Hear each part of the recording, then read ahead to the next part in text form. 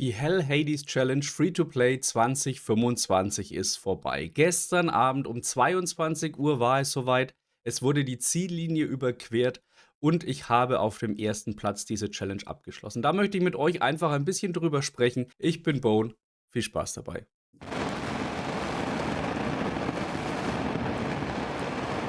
Hallo und herzlich willkommen zu einem neuen Video bei mir hier auf dem Kanal rund um Raid Shadow Legends. Ich hatte ja in meinem Stream am Montag schon angekündigt, dass im Augenblick etwas weniger Content von mir kommt, nachdem ich einen neuen Job auch angefangen habe und einfach die Zeit etwas knapp wird. Doch ein großer Zeitfresser hat sich gestern Abend verabschiedet.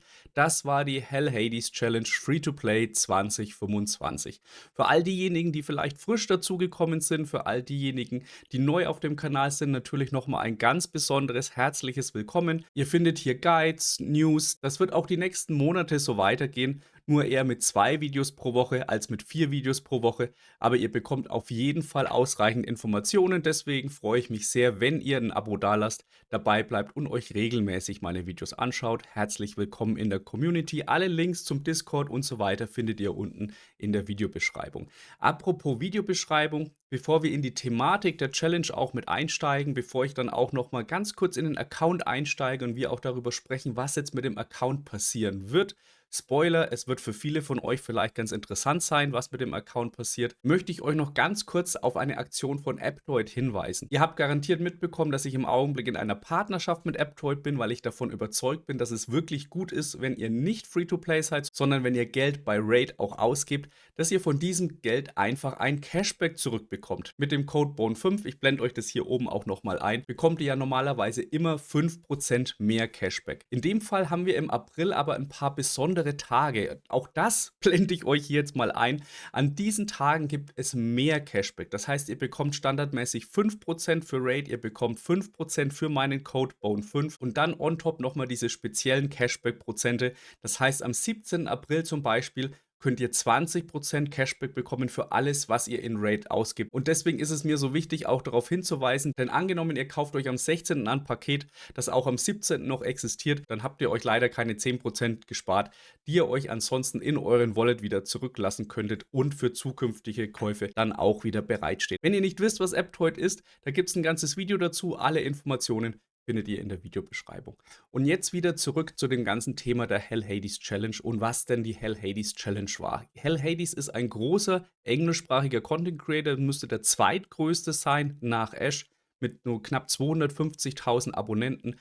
Ist wirklich ein Urgestein der Raid-Szene. Er hat eben nicht nur diese Videos gemacht und extrem viel Content geliefert, sondern er hat auch eine eigene Firma hochgezogen. Er hat eine Webseite mit unglaublich wertvollen Informationen, die alle auf Englisch bereitstehen. Das sind Tools auch dahinter. Er hat ein großes Netzwerk der allen Content Creator auch aufgebaut. Und was er jedes Jahr macht, ist eine Free-to-Play-Challenge zum Start dieses Wettbewerbs. Und es ist ein Wettbewerb, also Challenge ist ja auch nichts anderes als der englische Wort für einen Wettstreit, kann man sich sowohl als Creator bewerben, als auch als Community-Mitglied, um unter den gleichen Konditionen gerade mal zu vergleichen, wie weit könnte man kommen, wenn man genau in diesem Setting auch startet. Die Regeln waren relativ offen dieses Jahr. Es gab kaum Einschränkungen.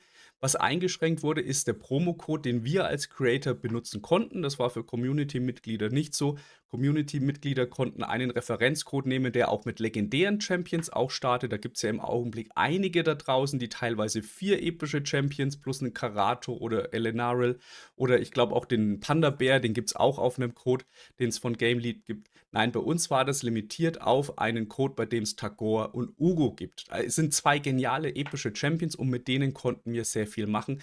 Das war eine Einschränkung. Die zweite Einschränkung, dass wir keine Referenzcodes nehmen konnten. Damit waren uns natürlich Champions wie Jamasa oder vielleicht Chronom dadurch, dass wir aus der Community Menschen dazu bringen, andere Accounts auf Level 50 zu spielen, dann auch mit rausgenommen. Natürlich, es ist eine Free-to-Play-Challenge. Es geht also darum, dass man kein Geld ausgibt. Das war natürlich die größte, wichtigste, aber auch die reizendste Herausforderung des Ganzen.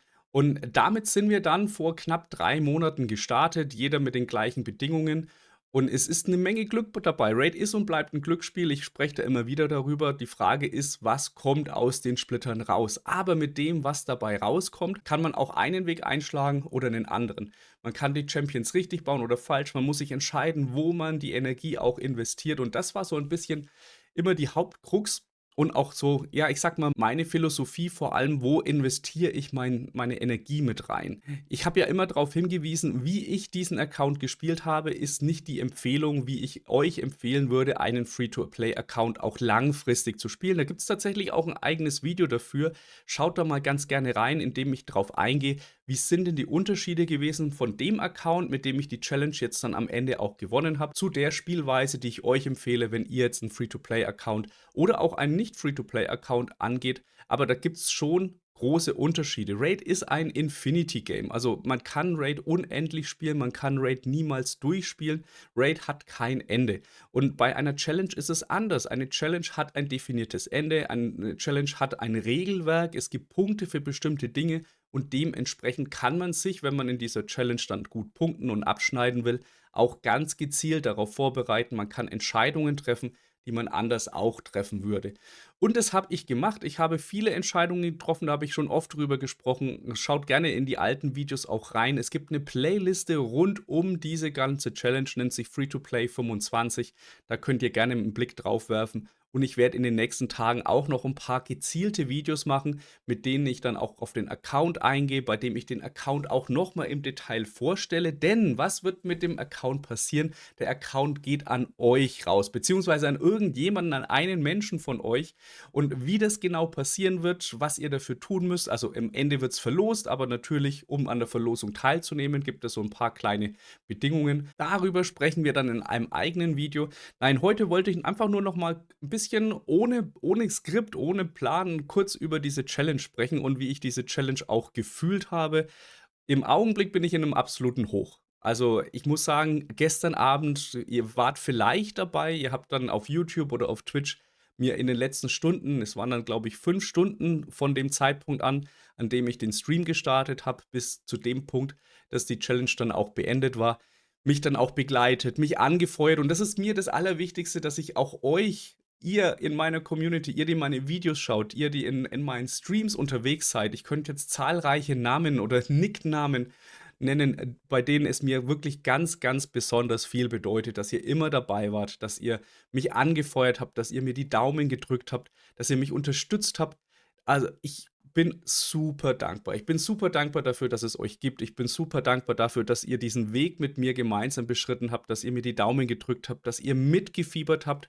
Und das ist ein ganz besonderes Erlebnis gewesen, was ich gar nicht wirklich beschreiben kann und was schon dazu führt, dass sich mein Herz auch total warm anfühlt. Also es ist wirklich, und ich habe wirklich gerade wirklich oft gesagt, aber es ist schön. Es ist einfach ein wunderschönes Gefühl, mit euch diesen Weg dann auch gegangen zu sein. Und jetzt am Ende dieses Weges fühlt es sich aber trotzdem sehr befreit an. Warum fühlt es sich befreit an? Es war natürlich ein Zeitinvest, denn viele von euch haben mich jetzt persönlich zumindest auf die Distanz ein bisschen kennengelernt. Es gibt nicht viele, die kennen mich auch als Person. Ein paar der Secret Roses aus dem Cluster habe ich schon persönlich getroffen bei einem Clan-Treffen.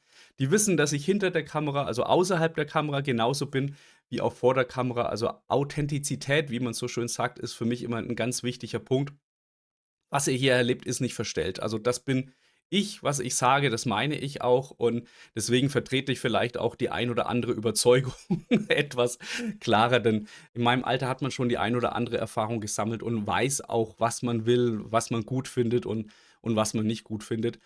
Und dass ihr mich dann aber trotzdem auf dem Weg begleitet, dass ihr euch mein Gebrabbel anhört, wenn ich vielleicht etwas, zu umfassend erkläre oder zu viel über ein bestimmtes Thema spreche. Ja, ich habe viele Worte pro Tag, aber das macht die Streams ja vielleicht auch zu besonderen Streams. Das sorgt ja auch dafür, dass in den Streams eigentlich immer irgendwie ein Thema da ist, über das wir sprechen, gleichgültig, ob das jetzt ein Raid-Thema ist oder ein Nicht-Raid-Thema. Und jetzt bin ich schon wieder ganz kurz abgekommen von der eigentlichen Aussage, die ich treffen wollte. Warum bin ich jetzt trotz allem froh, dass diese Challenge vorbei ist? Warum bin ich trotz allem froh, dass wir gestern Abend die Ziellinie überquert haben? Weil es natürlich eine Menge Zeit gekostet hat und ich als Mensch schon, wenn ich etwas anfange, es mit wirklich ganzem Einsatz auch durchziehen will. Also etwas anfangen, nur halb machen, frühzeitig aufhören, das bin nicht ich. Das ist nicht meine Philosophie, das ist nicht das, was mir Spaß macht, sondern wenn ich mich auf etwas committe, dann ziehe ich das auch durch. Und ich glaube, das war bei dieser Challenge eine der Hauptgründe, warum ich erfolgreich und gut auch mit abgeschlossen habe, ist, dass mir einfach nicht die Luft ausgegangen ist. Selbst wenn es anstrengend war und es viel Zeit gekostet hat, ja, sich beim Eisgolem hart durchzukämpfen, manuell jeden Kampf dann irgendwie in 10, 15 Minuten durchzuführen, dann lief immer mal wieder einer schief, dann macht man wieder neu, das kostet ein bisschen Energie, man muss wieder ein bisschen umbauen. Das ist nur ein Beispiel. Einfach darauf zu achten, dass man jeden Tag ausführlich spielt. Nicht nur die Dailies macht, sondern auch versucht, an jeder Ecke immer wieder ein bisschen Fortschritte zu machen. Das sind alles so Dinge, da kann einem die Puste ausgehen und das ist absolut in Ordnung. Also, jedem, der auch in dem letzten Monat der Challenge weniger Zeit hatte, kann ich voll und ganz nachvollziehen. Also, es ist keinerlei Kritik an allen, die am Ende nicht so viele Punkte gemacht haben. Nein, überhaupt nicht, sondern es zeigt nur, dass ich, doch vielleicht auch über ein gesundes Maß hinaus hier Punkte mit reingesteckt habe, was ich normalerweise nicht empfehlen würde, was ich auch nur gemacht habe, weil es ein definiertes Ende hat. Also, angenommen, noch 3 Monate mehr, dann hätte ich wahrscheinlich auch irgendwann mal gesagt: „Das macht jetzt keinen Sinn mehr.“ Aber auf eine bestimmte Distanz, bei der ich weiß, ich kann das durchhalten, bin ich das durchgegangen. Ihr wisst auch, wenn, ihr auf meinem Discord seid oder in den Streams, dass ich zum Beispiel auch sehr gerne extrem wandere. Mammutmarsch, Megamarsch. Und ich vergleiche das auch sehr gerne in dem Fall mit dem 100 Kilometer, den ich auch gelaufen bin. Denn natürlich nach 60 Kilometern macht es keinen Spaß mehr. Es tut weh und es ist nur eine Frage dessen, dass man so ein bisschen mental über den Schmerzen im Körper oder auch hinwegsieht und einfach weiterläuft, weiterläuft und weiterläuft. An dieser Challenge teilzunehmen hat also am Ende keinen Spaß mehr gemacht. Ja, die Streams haben Spaß gemacht, die Videos haben Spaß gemacht, aber den Account weiterspielen, das war schon etwas, da bin ich jetzt wirklich froh, dass ich diesen Account im Kern jetzt auch los bin und den auch an euch dann auch mit übergeben kann. Wir schauen ihn uns beim nächsten Mal im Detail auch an. Ich wollte jetzt bloß mal ein bisschen am Tag danach darüber sprechen, aber was wir vielleicht noch ganz kurz machen, ist uns am Ende zumindest mal die Leaderboards anzusehen, um einfach einen kurzen Überblick zu bekommen, wo ich in den verschiedenen Bereichen dann auch gelandet bin. Fangen wir vielleicht mit den Leaderboards selbst an. Ja, am Ende konnte ich diesen Vorsprung, den ich in den letzten Tagen dann auch aufgebaut hatte, verteidigen. Und was ich natürlich auch unbedingt sagen muss, das stimmt, da habe ich noch gar nicht dran gedacht. Also natürlich geht nicht nur ein Dank an euch jetzt in der Zuschauerschaft, sondern auch höchste Anerkennung an jeden anderen Creator, der an dieser Challenge auch mit teilgenommen hat. Und ob ich das jetzt mit Bront, ob das jetzt Hell Hades, ein Trax, aber auch die deutschen Creator, ich möchte ganz besonders auch auf Snackbox und auf Frixi hinweisen, die als deutsche Creator ebenfalls an dieser Challenge mit teilgenommen haben. Snackbox macht englischsprachigen Content, ist hier auf Platz 13, hatte aber schon geschrieben, dass er im letzten Monat kaum mehr Zeit für die Challenge hatte. Und Frixi ist hier auch irgendwo unterwegs, hier unten auf Platz 26. Also mit den beiden werdet ihr auch gemeinsame Videos mit mir erleben. Wir müssen nur irgendwann mal Zeit finden. Und dann gibt es auch noch eine Collab, bei denen wir gemeinsam auch noch mal einen Blick zurückwerfen auf die Challenge, auf verschiedene Themenbereiche, damit ihr sie auch noch ein bisschen besser kennenlernt. Aber für mich bedeutet jetzt dieser Platz 1 in den unterschiedlichen Teilen dieser Challenge schon, dass diese letzten Monate natürlich sehr erfolgreich waren.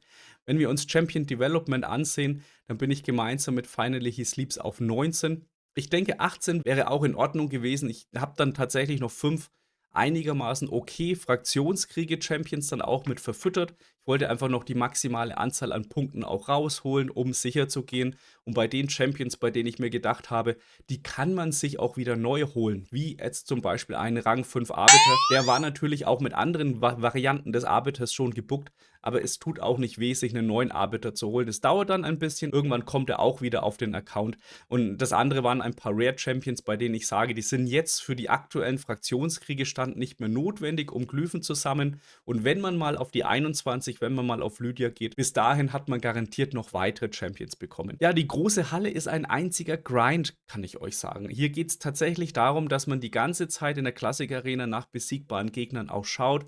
Ja, mein Team war am Ende in der Lage, eben nicht nur Single-Deaths zu erledigen, sondern auch ein paar, die weniger Fokus auf Speed geben, die auch wahrscheinlich nicht so schnell sind, die auch nicht zu tanky gebaut sind. Deswegen konnte ich hier auch 88 Punkte in der großen Halle auch sammeln. Und diese große Halle, also ihr werdet es im nächsten Video dann auch sehen, sieht schon ganz schön aus.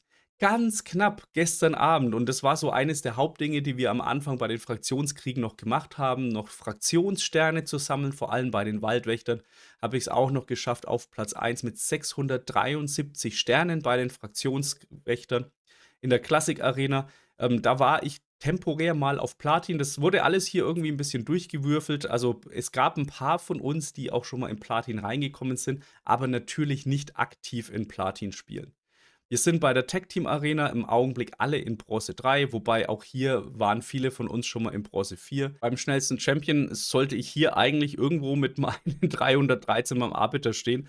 Also anscheinend ist hier irgendwie gerade ein Schluckauf drin in den Leaderboards. Weiß jetzt nicht genau, was da der Hintergrund ist. Egal. Lasst uns einfach mal weitermachen. Im Doom Tower 1 bin ich auf 69 Hard gekommen. Alle 3 Doom Tower konnte ich auf normal abschließen. Die 120, den Avatar, ist jeweils eingesammelt. Und hier Rotation 1 bis 69, Rotation 2 bis 35. Da kam, glaube ich, eine fiese Hegemon-Welle. Und auf Rotation 3 bei 49. Ich glaube, das war dann der zweite Bommel, vor dem ich dann hart gestoppt worden ist. Also hier Respekt an Hell Hades, der auf Stage 84 auch gekommen ist. So, und der eigentliche Punktelieferant, der Grund, warum ich am Ende wahrscheinlich gewonnen habe, ist tatsächlich auch Helicat, ist die Möglichkeit mit Helicat ein Unkillable-Team zu bauen, das aber auch wirklich gut performt. Also Lumi hatte zum Beispiel am Anfang auch ein Helicat dabei. Mein Team ein ganz klassisches Slow Helicat Unkillable hat es eben geschafft. Ja, Bad L hat natürlich auch geholfen. Hier einmal, und das war wirklich ein One-Time-Wonder, 53 Millionen auch hinzulegen. Normalerweise bin ich eher über 40 Millionen, aber das Wichtige ist, es ist ein 2-Key auf Ultra Nightmare und ein 1-Key auf Nightmare und das über alle Affinitäten hinweg. Das heißt, ich konnte die letzten Wochen, konnte viele Belohnungen sammeln, die mir überhaupt nichts mehr gebracht haben. Also es kam nichts mehr Gutes hinterher, aber das sorgt natürlich dafür, dass der Account in einer ausgezeichneten Lage und in einer ausgezeichneten Situation ist. Bei der Hydra hat auch gestern Braun noch einen extrem guten Key hingelegt mit 26 Millionen auf Hard.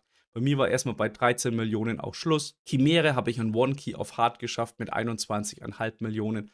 Und dann kommen wir zu den klassischen Dungeons, die gestern Bonuspunkte gegeben haben, und zwar doppelt Bonuspunkte, weil das Ende der Challenge erreicht war. Wir haben beim Drachen Hard 9 erreicht, beim Eisgolem auch Hard 9, sind hier jeweils Erster. Beim Feuerritter war bei 25 Schluss. Ich habe es aber auch nicht mehr weiter probiert. Bei der Spinne, wir sind gestern gerade noch so in den Top 10 geblieben. Tatsächlich, was fehlt auf meinem Account, ist ein schöner Burner, ein schöner AOE-Burner. Da hat sich überhaupt keiner mit drauf gefunden. Für die Top 10 hat es zum Glück dennoch gereicht. Die anderen Dungeons, ja, da ist es ein bisschen immer nebensächlich, wo man landet. Und irgendwo steckt hier auch ein Fehler drin, weil ich bin auch mit, glaube ich, 22 Sekunden beim Minotaurus mit dabei gewesen. Also was auch immer es sich jetzt hier verschluckt hat in den Wertungen, ist aber auch einfach nebensächlich. Ihr Arkan, die Trank-Dungeons, da ist es hauptsächlich wichtig, dass man die 20 laufen kann. Ich glaube, das hat jeder so ziemlich in der Challenge auch erreicht. Schon innerhalb wahrscheinlich der ersten 2 Monate, die meisten auch innerhalb des ersten Monats. Bei den Iron Twins, ich vermute mal, ich kann hier noch weiterkommen. Ich habe nämlich eine ganz nette Kombination bei mir im Account gefunden, neben Helicat auch noch zusammen mit Nia und einer Quälerin. Die Quälerin ist noch auf Rang 5, da fehlen auch noch seltene Bücher, die ich noch holen muss, damit dann auch die Art 3, die Abklingzeitfähigkeit, auch noch durchgebuckt ist. Aber die Kombination Nia, Quälerin und Helicat, die sorgen schon dafür, dass ich in Zukunft schon mit meinem Blocket Damage bei den verschiedenen Dungeon-Bossen mit ausreichender Geschwindigkeit auch wirklich gut durchspielen kann. Sand Devil hat mich Trax und Sundays noch überholt, Shogun hat mich Colred auch noch überholt. Ist auch okay, ich habe da keinerlei Zeit auch mehr rein investiert. Ich vermute, bei beiden wäre ich noch ein bisschen hochgekommen, aber das Hauptproblem ist ja auch immer Silber Champions Regieren. Und ich glaube, da könnt ihr euch bei dem Account drauf freuen, wenn ich den Account vorstelle. Ich werde den Account noch aufräumen. Also wer auch immer den Account bekommt, bekommt einen schönen, aufgeräumten Account. Da sprechen wir dann aber beim nächsten Mal darüber. Jetzt bin ich einfach nur glücklich, dass diese Challenge auf der einen Seite durch ist und auf der anderen Seite ich am Platz 1 abgeschlossen habe. Damit beende ich jetzt das Video für heute. Wünsche euch dieses Wochenende auch noch ganz viel Spaß mit Rage. Habt viel Spaß im Leben. Ciao, ciao. Euer Boden.